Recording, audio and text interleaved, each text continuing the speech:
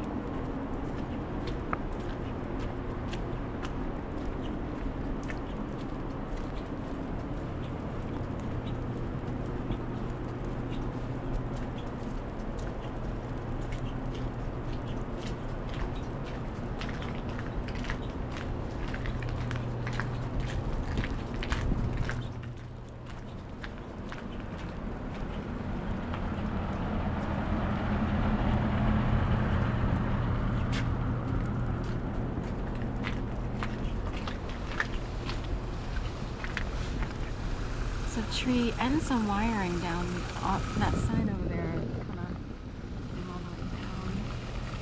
And there's a tree. Oh, a bunch of trees here.